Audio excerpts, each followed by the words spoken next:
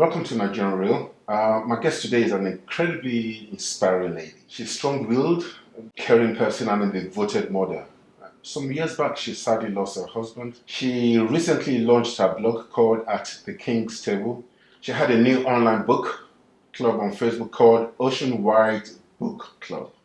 She's a coach offering marketing and business support. She's active with Sisters Pray Now Women's Prayer Line. You would agree with me that this lady is one busy woman. Her name is Michelle Omo-Olaye. Thank you very much. Welcome to Nigerian Real. Thank you so much. It's a pleasure to be here. Wow. Tell me. At the King's Table, what's that all about? Okay. Your blog. It is a blog that I just recently launched at the beginning of 2016, but it's an idea that God had given me quite a while ago. But I think, due to the kind of person that I am, it's taken a long time for me to kind of accept doing it and walking into it. And basically, it's a blog that provides an opportunity for others, anyone, Christian, non-Christian, to kind of, have a glimpse of what my journey has been like, from my childhood to being a woman, to being a wife, and losing my husband, and, how God has just kind of taken me through those, different tides of life and just kept me going and kept me strong, and keeping my focus on Him and not allowing any situation that I've been through to kind of consume me, but taking me through that journey of healing. No matter how hard it is, He takes me through a place from healing to health, to be able to function with Him, to remain who He's called me to be. And so what the blog is about, basically, it's an opportunity for me to kind of use my writing to share my stories, using the Word of God and different resources that I've come across through the years that have helped me to stay, firm and stay strong in my journey. So it's quite interesting. A bit intimidating at times, but it's interesting, and I've just started doing that. So I look forward to it. Yeah. Brilliant. Well, when did you lose your husband? My husband passed away in 2011 on the 4th of October. Okay. 2011. So that's going to be like going on to 5 years. So. Yeah, this year, October, will make it 5 years since he passed away. Yeah. One of the reasons why I said I was going to have you on as a guest is because, I look at you and I admire your strength. You've got 3 children. How old are they? My eldest one is 14. Okay. The second one just turned 12 in January.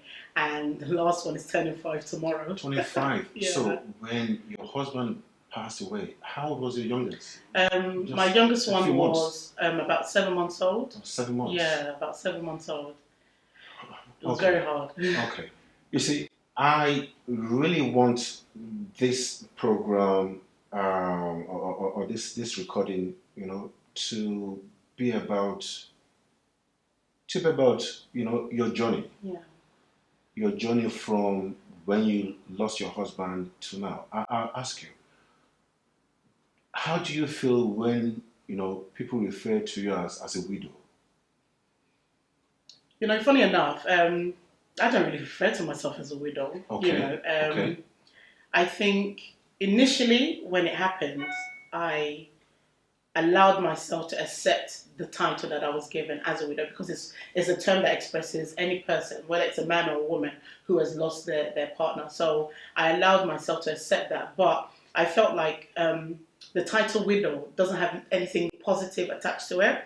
I think it highlights the fact that, it's someone that has experienced loss. And so because people refer to you from that standpoint, it's not necessarily a positive thing, because it's almost as if they just kind of remember you for the loss you've experienced. And so because of that, I don't refer to myself as a widow. I rarely ever call myself a widow.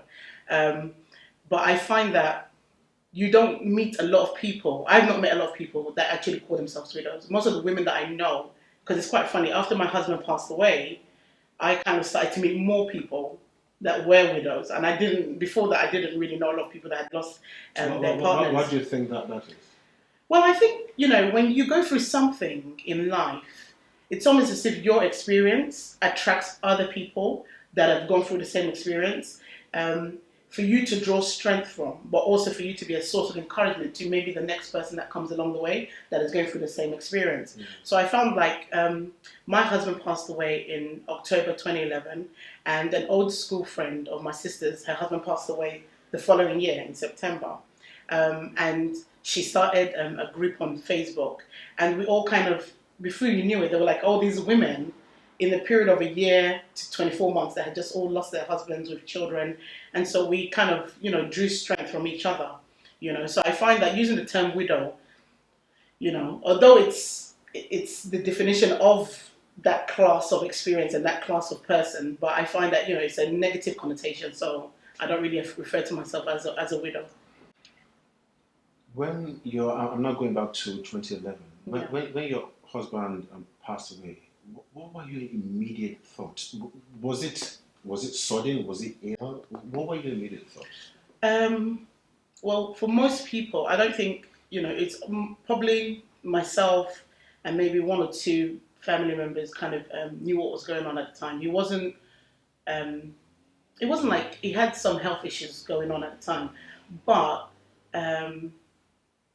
I think as most people tend to feel, you don't believe it's as bad as it looks. I'm a Christian and I believe there's nothing God can't do. And so even with everything that was happening at the time, because he was in hospital, he had been sick, and he had a condition called pancreatitis, and it was something very severe. Is that to do with the pancreas? It's got something to do with the pancreas. So your body is not able to process things like sugar and liquids and things like that the way it normally would function, and so it affects the way you eat. You have to be on medication, kind of have a more healthier lifestyle. And he also, due to the pancreatitis, then had diabetes. So with the two together, he was going through a lot of health issues. But being the kind of man that he was, he didn't allow that to hold him down or kind of make him depressed. He just carried on with life as much as he could.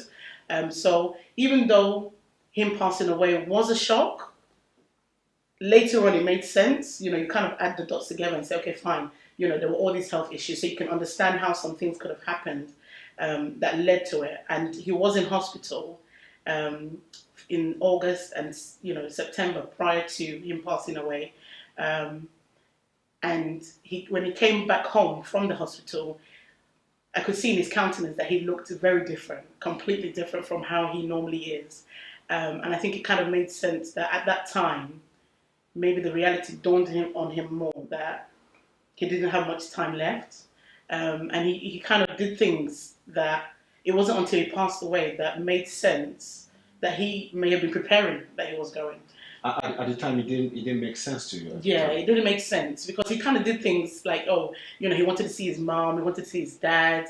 He would make calls to his brothers and say, look after my children, and if anything happened to me, when we're at home, he would just sit there and kind of watch all of us in activity, enjoying us, and he tried his best to kind of have more times and more moments of all the family together doing things, so he could just sit back and watch, and at the time, it just seemed like it was just his normal way, But when he passed away, that's when, in my grief, I started to ask God questions, and the dots kind of started adding up, and the reality came that I think if I had looked closely, maybe I would have noticed that there were possible indications. You never really know, but there might have been possible indications that he was coming to peace with something, On the night that it happened, what had happened basically was he had a heart attack, and I had, the kids and myself were at home with him, and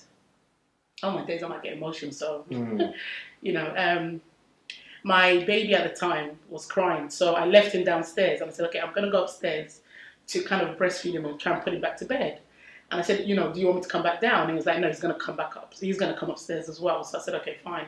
So I went into the spare room to feed the baby, because that's what we did. In order not to disturb the other person sleeping, we'd take the baby to the other room. And so while I was breastfeeding the baby in the room, I could hear him coughing next door. And I kept saying, calling his name, why are you coughing? You okay? You okay? And he didn't respond. And something in me just made me feel like, you need to go check on him. So I went into the room, and then I found him. He was coughing, and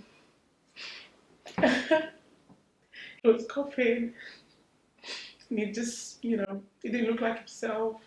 And so I called the ambulance, and they tried to tell me what to do to kind of, give him, what they call it, resuscitation or heart to heart, but that wasn't really working, and everything was just not working. The lights, my house went off, the electricity went off, everything was just awful. The children were there, I kept saying to them, no, go to the other room.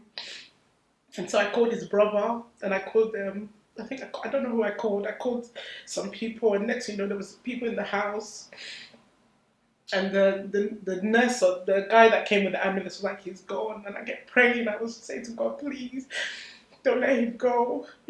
I'll do anything for you if you just save him, And I kept praying. And I kept thinking of Lazarus, Jesus brought him back. And I was like, this can happen for me, Even I was like negotiating with God, like, you can just use this as a testimony for yourself, that people see that you can raise someone from the dead. But in my heart, I knew it was God. And it was not something you could ever prepare for, because my husband and I, we're more than just husband and wife. He was my best friend, my heart and everything, So it was really, really hard for me. Absolutely hard. It's the worst thing that has ever happened in my life, Oh dear. I need to get tissue. Okay, I've got. Don't worry. I've got some tissue. Thank you. And so while we're in the room, some other people came. His brother came, and they tried to get me out of the room to kind of attend to the baby and everything. And at that moment, I didn't understand what was going on. The police were there. It was just all kinds of different things. I just didn't understand what was going on. In my mind, I kept saying, no, they're going to take him to the hospital. And when we get there, we're going to sort this out, and he's going to come back home with me. But the more I kept thinking that, the more the time was going, less was happening. And they now said to me that, I have to go to the hospital to kind of identify him, because, he's gone and everything, And everyone's like, no, you can't go. And I was like, no, I have to go, because I had faith in my heart that if I go, I'll pray for him and he will get up. I really believed in my heart. But when I saw him, that's when I knew that, no, he's not going to come home. I knew he wasn't coming home with me, and I just kept thinking to myself, what am I going to do with his son? Because I really, when we had our children, he was happy with just having 2 children. And I was like, no, I'm giving you a boy. You're going to have a son, and you're going to be proud of your son, and you're going to do stuff with your son. And then here I am, having had this boy, and I'm thinking, what am I going to do? How am I going to be, able to raise him as a man? And his dad isn't there. He's not going to know him, unlike the other 2. They knew him. At least they have memories of him. But he didn't know him. And there were just so many things in my mind. I kept thinking to myself, he's going to come back. And the funny thing is, after it happened, I didn't realize that there were some things I did. I think in a moment of grief, you kind of go into a place of insanity. I think I completely lost my mind. I think I did. Because at the time, I just kept seeing there was people around, but I had no idea who they were or what was going on. I don't even know who was looking after my children. My sisters and my mom and friends, they were all around. And I thank God for them, because they're the ones that kept me. Because in my mind, I can think, okay, he's gone. I'm going to go now, because I just want to die. I don't want to be in this world without him. I need to just find a way, and we're going to be together. So my only plan was, be good, and then they'll leave you alone. And then when they leave you alone, then you can do what you need to do to go. And that's that's the thoughts that were going through my mind at the time, But God kept speaking to me, and saying, no, you have to be strong. There is no one else that can look after your children. You're the one that has to raise them. You're the one that has to raise them. You have to do this for them. You have to be strong. He's with me. He's not yours. Nobody belongs to anyone except me. I own all of you, and I want him back with me. And I kept saying to myself, but how can you take him? You don't need him. I need him. And it's like, no, each and every person has a time and a point. Nobody knows when that is except I do. God said, he does. And I should trust him that even though FA wasn't here with me, he was here with me, and he's always been there, and he would never leave me. And I think that's where I started to get strength from, because then I would have like visions and things and dreams and things like that, and my church, was so instrumental in giving me that sense of the family and strength that I needed. I remember a brother in the church gave me a gospel CD, and I used to play the CD was just on all the time, 24 hours a day. and the music on that song, just the music on the CD would just play again and again and again, and I would just really listen to everything that was being said, and just, saying, I trust God, I believe you, God, you know what you're doing, you know where you're taking me to. I'm going to pause the situation, I'm going to make it out of this situation, and then I will come back into reality and then see everything, and then it'll be too much. And I just used to hide in my room and just be there crying. People, they said to me that I used to get up and walk out of the house barefoot, saying I'm going to go look for him, and I don't remember even doing that. But it's the worst thing. My dad passed away when I was about, I think I was 11 years old, and it's only when my husband passed away that I realized what death really meant. I didn't understand at the time as a young girl what it felt like to lose my dad, even though that was hard. But this was hard. This was way harder than I could ever imagine in my life. It's the worst thing that I've ever been through. I wouldn't wish it on my worst enemy, know. But I feel, even though it's the worst thing, I always say to people, and people probably think I'm quite strange, it was the worst thing, but it was also the best thing that happened to me. How's it been the best thing? The reason why I think it's one of the best things that also happened to me, in a double-folded kind of way, is when he was alive, everything that I did focused around him and my children. All I had to do was see him, see my children, and I was happy. I didn't care about going anywhere or being in friendships, or I didn't care about anything else. I was completely content with my husband and my children. Even to a point that I think I didn't really think about God that much. Even though I used to go to church, I was in church, very active in church, but it was a case of I had him, I had my children, so it's all good. There's nothing that can touch me. There's nothing that could, make me unhappy because I had what I needed. But when he left, it caused my focus to change and to see that, what?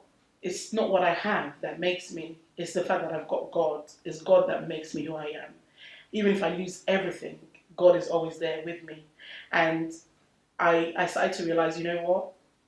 I put too much value on things and people. I need to put all my value in God. And so I started a journey of, wanting to know more about God and to understand what it meant for God to send his own son to come and die for me. Here I was on this earth, not caring about him, not even wanting to know him or thinking I knew him, but didn't really know him. And to now go on this journey of saying, what, I need to know who this person is. I need to know who God is and live for God. So are you saying most people watching this, especially those that are not believers, would say that you must be disappointed in God for taking him away? Initially, I have to, as I said, I can't lie. I have to be absolutely honest. Initially, I was not just disappointed, I was angry with God. I felt, what, how can God say he loves me and take away the only person that loved me? But then what I learned was the love I had from my husband was from God. And the fact that he's no longer there doesn't take away from the love that God has for me. And God's love is unlimited. And so when people come into our lives and they come or they go for a period of time, we have to understand that the love we receive from these people is just another glimpse of God working out something in our lives and using those people to say, hey, I love you. I'm just letting you know, this person, this friend, this husband, this wife, these children, I gave them to you just to let you know that I love you. And so it changed my mindset, and I started becoming more grateful for what I had and respecting what I had more, just because of the fact that I knew God loved me. Okay, so your faith has played a very, very strong role in your grieving process. How about those that don't believe in God? The funny thing, when I first, because when this first all happened, the grief was really, really strong, and my state of mind was very fragile. That they told me that I should go get some grief counselling, and so when I went to see the counsellor, I started to ask myself questions, because she would have conversations with me like, how do you feel about what's happened? What's your faith? What's your belief? And I said, I told her I was a Christian and I believe in God. But she now said to me, how does that affect your faith in God? And I said, it made me ask God a question that really and truly, people that are in this world that don't know you, how do they function without you? And you know what God said to me? God said to me, look, what you have to realize is every single individual on this earth has been created by God. Every single one of us, He loves. Whether they acknowledge it or whether they acknowledge it or not, He loves them. And they don't realize it, but there's a part of them that is looking for Him. Every single one of us. That's why you have people that have children, they get married, they get their job, they even have the money, but there's still something missing. And the reason why something is missing is because they're not connected to the one who created them. And God loves us regardless. It's not because we love Him that He loves us. He loves us regardless. However, because He loved us, that's why He sent Jesus to us, so that we can be restored back to Him. So those people that aren't Christians, I just think to myself, you know what? You don't realize it, but in the situation of that grief, if you have a moment to pause and look around you, you'll see God's love working through the situation with you. Because He's always there. He's always working it out. Wow. Yeah. How you have obviously reached a point where, are you still, would you say you're still grieving? I would say, I don't think, you see, like I've spoken now and talking about it, I get really emotional. And I think, And understandably so. Yeah, I think what it is because He was such a part of me, I don't think anything could ever really take that away. I don't think, as I said to one of my friends, I said, there's a part of my heart that was broken and a part of my heart that He had. So when He died, He took that part with Him, and I don't feel that that part could be filled again. However, because of God's love in me, He's my strength in those times of weakness. So even though my heart sometimes feels like it's not complete, in Him I feel complete. Wow. Yeah. So Wow. I feel like the grief never fully gets healed, but you're able to manage it and draw strength from it. Mm-hmm. So I don't cry because I'm like, oh, I'm so sad, or I'm so unhappy, or I miss Him so much. I cry because I feel it's just a memory that draws an emotion that leads to tears. Okay. Yeah. Okay. Your children, how have they been able to cope? Oh my goodness, I have no idea. I tell you, I have no idea. They've surprised me more than words could ever express. In what ways? When it happened, because of the fact that I was so much in myself, I don't think I was really there for them. But God positioned other people to be there for them. And, things like the school provided a counselor for them, so they got counseling. We utilized the resources that were available at the very outset. So it wasn't a case of, trying to hide the truth from them. The minute everything happened, they were exposed to the truth. They were allowed to, grieve the way they wanted to. One of the things, I used to think was when someone passes away, everyone's like, oh, no, don't cry. It's enough. Stop crying. But I said to them, no, you want to cry? Cry. You want to laugh? Laugh. If you want to talk about him, talk about it. And that's what I did with my children. We used to just sit down. We got pictures. We brought the pictures out. We have memories, I'm like, oh, look at your dad when he did this. And my daughter would be like, oh, mommy, remember we used to do this to him and all of that. And we would talk about him all of the time. We never made it seem like, oh, no, he's gone, so you can't say that, don't upset mommy. No. I said to them, no, you want to speak about your dad, talk about your dad. You want to see your family, your aunties, uncles, if it reminds you of him, let's do that. I did everything I could to make them own their emotions rather than try to make them, me try and control those emotions. I allowed them to go through the process themselves. And I think one of the things that's helped is I've taught them that even though their biological father has passed away, they have an eternal father, and that's God. And so whatever they're feeling, if they feel they can't speak to me, talk to God about it. And I'm promising you, God will definitely do something. And He has showed Himself faithful. So there's not a situation they've been in that they've gone to God and God didn't do something. They will come back like, oh, mommy, I was thinking about this, and I spoke to God about it, and this happened. So they could see God working things out in them. So they knew, I always said to them, I could pass away. How would you feel? You still have to get on with life. Mm. And so the reality, I think children have a certain level of resilience. They're stronger than they look, much more stronger than adults, I think. And I think having, good family, good friends, and the church around us helped us to manage those emotions. And so they remain strong, and they've grown really well. They've done really well. Brilliant. I'm very proud of them. Brilliant. Yeah. Brilliant. The youngest, 4 years old now? Yeah, he's going to be 5 tomorrow. Going to be 5 tomorrow? Wow. Oh my goodness. Wow. Does he ask questions? Well, he goes through different phases. When he was much younger, like I think when it was about 2 or 3, and he used to go to nursery, and they had things like Father's Day. And so in nursery and school, they'll get him to maybe like make a card. So he will make a card, and then he'll come and be like, "Oh, mommy, I made this. Where's daddy?" And it used to be really hard for me, but I realized that, you know what, he's a child and he has a certain level of innocence. And so I have to keep that innocence by just telling him the truth.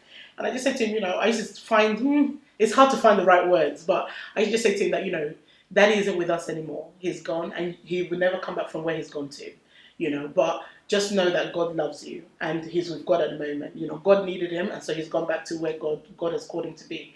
And he seemed to accept that. So instead of him asking, like maybe his cousins at the time would say, and where's your daddy? And they say he's in heaven, So he now started to say himself like, oh, he's in heaven, But he still asks though, like randomly, like, Mommy, where's daddy? And I say, Josiah, you know where that is, but that's okay, we know God loves us and he'll be all right. So he's just finding ways to kind of reassure him that just because he doesn't have a physical dad with him there doesn't mean that the love he needs isn't there. And I try to make sure that he has other men, that are around him for him to see that there's men that care for him and interact with him. So he doesn't actually feel like, oh, he's around women all the time because there's 3 women in the house. So I know that's not easy for him, but it is well. It is well. Photographs of your husband. Yeah. What about clothes and things? How are you able to? Oh my goodness. To sort that out. Well, I think one of the hardest things was trying to choose an outfit for him to be buried in. And it's funny how you can almost I can almost hear his voice, like, no, that, I like this thing, There were particularly like designer clothes he likes, I'm like, okay, so he likes his suit and whatever. And so you can almost hear him signaling from previous conversations what he liked. So I was able to do that. But when it came to his actual clothes in the house, it took a while for me to let them go. I think I still have some now, But I kept those for my son because I thought, you know what, in order for him to catch an essence of his father, there's 1 or 2 items I've kept, like his watches and things like that. Say, okay, look, these are your dad's things, and it's things that, like the watches, I think your dad will want you to have that. But then I think one day I just got up and said, you know what, maybe in anger, I think it was an angry moment. I just thought, I've had enough. He's gone, so just pack up his things and get rid of it. But it was for me to try and find a way to deal with the emotion, because I felt if I didn't do that, I could probably see myself just holding on to the thing. So one day I just got my friend, 2 of us just sat in the room. I just said, come look, if there's anything that you guys like, because we're expensive clothes, so if anything you guys want, don't worry, you can keep it. I would rather have someone have it than just chuck it away, but let's just get it out of the house. Let's sort it all out. And people did that together with me. I didn't just do it by myself. And I think it was a part of the grieving process. It was healing, because while getting it out, it was kind of like cleansing and, weeping and crying, but saying, okay, that's another phase that we've sorted out. I think one of the hardest things for me was his car. We used to have a BMW, and he used to love the BMW a lot. And I had to get rid of that almost immediately because I could just see him sitting in the car in front of the house, and that was too much for me. So, although sometimes I feel like maybe I got rid of it too soon, but, Is there anything you're still holding on to? Apart from his memories, which that is there. Well, we still have all the pictures. We still got pictures. I was going to ask. Yeah, we still have all the pictures. We have like video recordings of when the kids were younger, Christmases and all of that, and we keep it. And then if I find like the kids are feeling like, oh, mummy, you know what? Remember when daddy did this at Christmas? I'm like, should we watch something? And then we'll watch it. Or if we want to get like pictures, even in Josiah's school, they know that, his dad passed away. But I said, look, if he's doing something in school and they're doing about fathers, then he can bring a picture, you know what I mean? Just because his dad isn't here doesn't mean we can't still celebrate him, So we still have pictures, although the ones that we used to have like out, after some time, I think like 12 months, a year later, I was able to pluck up the courage to kind of take them and put them away. But there is somewhere where the kids know. They know where it is. So they can always go there themselves and take it. And that has obviously helped the children. Wow. What keeps you going? How are you able to, your low moments and then bounce back up? I think one of the things I've come to realize is I'm a very joyful person. It I shows. It smile and I shows. laugh. You know, people always say I'm full of joy, and I am genuinely full of joy. It's not like I just put it on and I'm smiling for the sake of it. And I think because God has given me that grace to be naturally joyful, I try not to allow things consume me for too long. But what I found difficult is because he has always been like my voice of reason. So if there's something going on in my mind or someone's done something or whatever issue, he will be the person I would normally go to. That for me was one of the most difficult things of learning to find other ways to express that. So what I started doing was writing. And so when I'm having situations whereby my mind um, becomes too much for me to cope with, I just bring up my journal and just kind of write what I'm feeling. I've written some poems and things, which I'm hopefully going to publish at some point, of the emotions and the experiences that I've had. But I think what is the greatest strength I have is God, If things get too much, I just put gospel music on, and even if I'm there, I could maybe be crying, and I'll put a song on, and the song will minister to me and give me that sense of comfort and strength. And then I could go and stand in front of the window and just see birds flying, and I'll just be grateful that, I'm alive, and the fact that I'm alive is enough for me to celebrate. So why be negative? Why hold on to any other feelings of loss? I have to keep celebrating life because me being alive, there's a purpose for it. And then I look at my children and I look at how brilliant they are, and I think they love me so much, they believe in me so much. I just have to keep going, because it's just not about me, it's about other people as well. And there's some people that are like, you bless us. I'm like, what are you talking about? And I get encouragement from that, even though I don't see what they're talking about, but I still get encouragement from it. And so that motivates me to keep pushing through and just keep going, because I know that God always has it the next level for you. You can't just stay in the pit. You have to keep moving on. And he uses every experience as a stepping stone to the next thing. And that's what I just focus on. How do you deal with loneliness? It's so funny you asked me that question. I think somebody said that to me a couple of weeks ago. I'm not lonely. I don't use the word lonely. I say I have a time of solitude. So I believe, from going from a woman that had a husband that, were always together, to someone that like literally talks to herself in the room, what I do is I don't know. I find, one of the things though, I won't lie. One of the negative things I did was I started to comfort eat. So I started using food as a way of comforting myself, and I still kind of do now, but I know I'm going to work that out. But what I find is, it's about tweaking your mind. You just have to, it's what you tell yourself. Yeah, reframing your mind. Yeah, it's what you tell yourself that you believe. You understand? So if you say to yourself, I'm lonely, then you are lonely. And I know I'm not lonely, because when I look around me, I've got family, I've got friends, I've got members in my church, I've got my children, I've got music, I've got books, I've got TV, I can go to the cinema, I can go out. There's too many things to keep doing for me to ever think to myself that I'm lonely, And so what I do is I say to myself, no, I'm just going through a season of solitude. And so when I think of solitude, I think of time of seeking God. And that's beautiful. Being in God's presence is absolutely beautiful. Because in that time, I can, take a step back from myself and focus on what he's doing and what he's saying, And when I do that, I come out feeling stronger. And my children see it in me, and then they can encourage me, and people see it in me, and they can encourage me. So I never have the time to say, okay, I'm lonely. That's just a negative word. I just went, I just know I'm not lonely at all. Don't get me wrong, though. I would love to have have a partner. I believe no one wants to be single, but in that time of singleness, you can use it for so many other things, And I think being single now has made me more focused because I'm more organized with my time.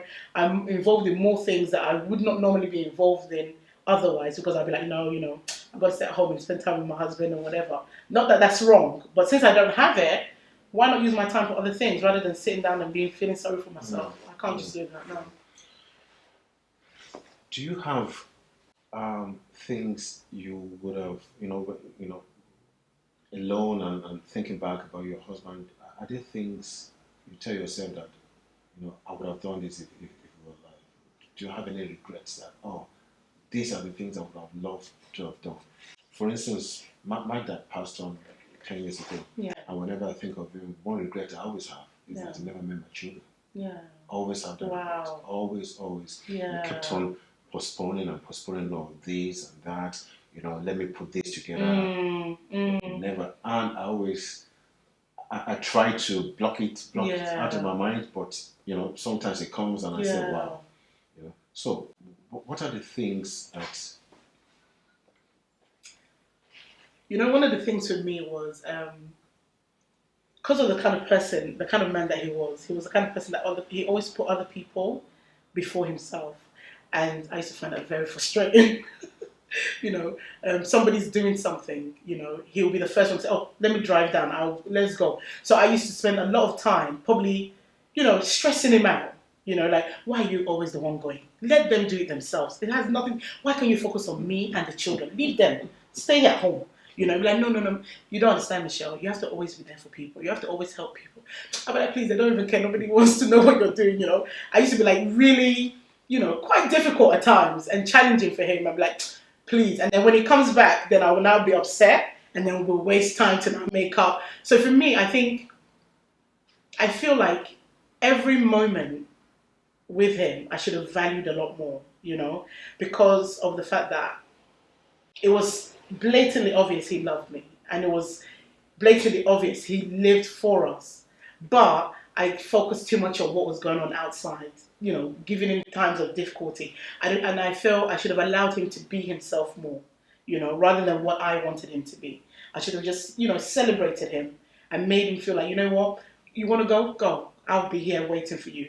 And I think most people tend to do that in that relationship, like, oh, you go out too much, or, you don't do this, or how come you don't remember this? But I think to myself, you know what, try not to focus on the nots and not focus on the ones that are being done. Because when you celebrate that, the person feels more appreciated and they're willing to do more, Another thing I would say is we always planned to go on a trip with the kids to America. And we kept putting it off. And even that year that he passed away, we were supposed to go in January, but I found out I was pregnant, so we couldn't go, so we cancelled it. And so for me, the kids always wanted to go to like Florida Disney. I would have loved for us to go on that trip as a family. But other than that, no. We did a lot of stuff. We traveled together, we ate together, we did loads of things together. I just think for me, I wish I had allowed him to just be him. Yeah. Brilliant. We're getting to the end of the podcast. Yeah.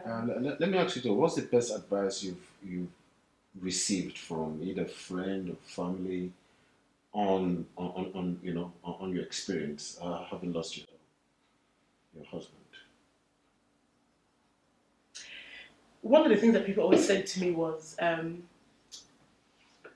I should look at the story of Job in the Bible, the fact that he lost everything and he never turned away from God, and that, God was able to restore him back more than he had lost. And people have always almost kind of prophesied over me and spoken over my life and my children that, what happened to me was something that would have been hard for anyone to go through, but not to focus on that, but to focus on God and trust that God will restore everything that I've lost. And I think I draw strength from that because I feel the fact that God gave it to me and it's gone, He can give me again. So I try not to be negative and, lonely and, discouraged. Instead, I'm expectant. I expect, I anticipate, I look forward to something good happening. Even in the midst of all that's happening, I rather focus on the fact that, yes, God loves me. And the fact that He loves me, then I know He's doing something great for me and He has a great plan for me. Brilliant. Okay, my last question. If you were to pick up a phone, oh dear. 5 years ago, this is Michelle. What would you tell the Michelle then?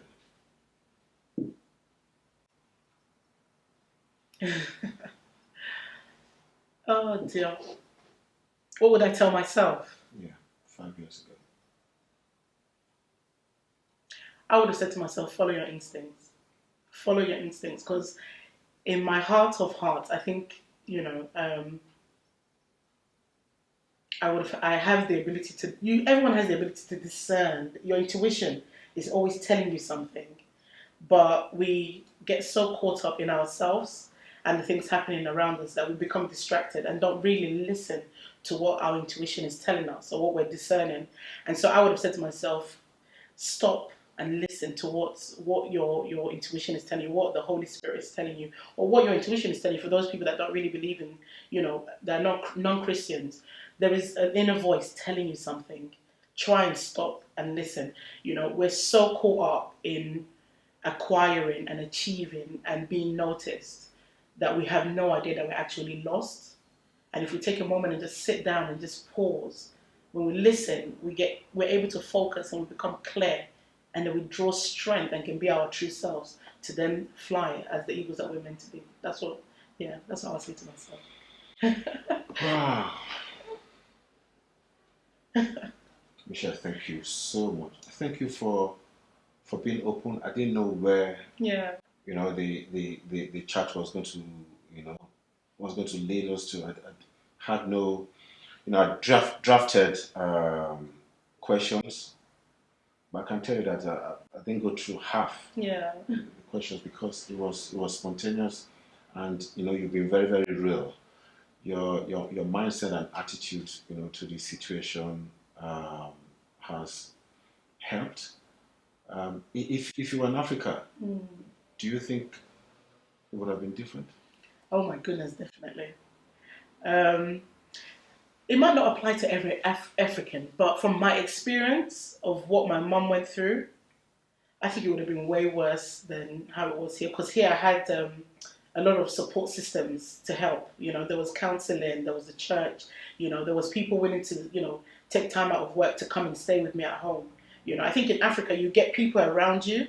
However, there are other cultural elements that come into it, like the family, property, and all those kind of stuff, the husband maybe marrying the wife, and just lots of things that are just unnecessary, or the family taking the children, Not that I experienced certain elements of the actual African culture trying to creep in, but because of the strength that God gave me, I was able to shut people down and say, you know what, forget about it. Because I would, even in my mind, I could hear people saying things about me, and maybe the way I was behaving, because I chose not to be negative and just sit down. Because people had said to me to just sit in the house and just be weeping and be in blackness and darkness, and I thought, no, I will not wear that cloak.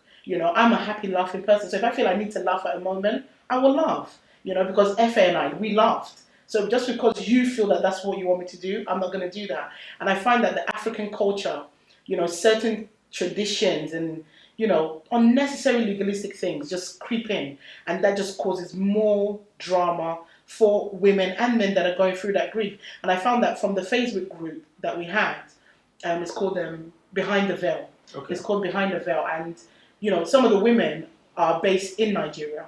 And they were experiencing a lot of different things than what we were experiencing here. And I feel, what? People should learn to allow people to go through their grief in their own time, through their own stages, and just be there to offer support as the person needs it. Don't determine how they need it. Just offer it the way they want it. And then people will move on. You will move on. You have to move on. You can't stay caught up in grief. People die every single day. It's just that it doesn't seem real to us because it's not affecting us. Wow. Yeah. Wow. Michelle, thank you so much. Thank you so much for having me. Thank you so much for coming on. Thank you so much. We really appreciate that. Thank you so much. Wow. Michelle.